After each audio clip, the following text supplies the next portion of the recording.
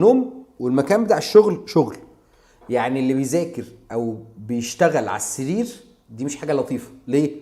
مخك لازم يعرف ان انا عندي مكان غرفه المعيشه، الليفنج روم بتاعي، بقعد اتفرج عليه على التلفزيون او باكل او بشرب او بلعب او بعمل في مكان، واوضه النوم دي الاوضه اللي هناك دي لما بخشها لا دي بتاعت النوم. فانا بقى ايه؟ بهيئ مخي ان انا لما بخش هنا انا بنام.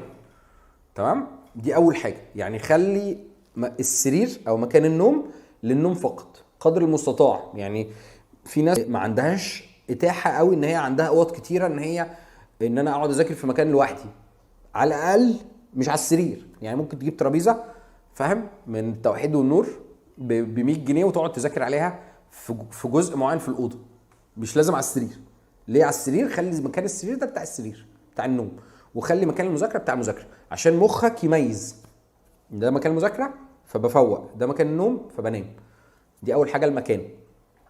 طيب تاني حاجه، ان انت مخك طول ما هو بيعمل حاجات شغال، لما بتفصل عن الحاجات بيهدى. فانا عايز اهدى دي مش على السرير، لان انا لو هوب من انا بعمل نشاط زي ما احنا قلنا زي حاجه زي الرياضه وهوب بقيت في السرير انا لسه مخي شغال.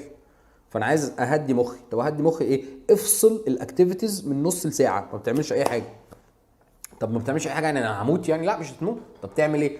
ممكن مثلا تتوضى، تاخد دش سخن، تقول اذكار، تقرا كتاب، تسمع حاجه. يعني في جزء في روتين، اعمل نفسك روتين. انا بخش على السرير بتامل، بنام، بفصل، بفضي دماغي. طب افضي دماغي دي ازاي؟ كل واحد بقى حر. ممكن تتوضى، ممكن تاخد دش سخن، ممكن تشرب لبن، ممكن تقرا كتاب، ممكن تسمع حاجه براحتك بقى، تقول اذكار، الحاجه اللي انت بتحبها.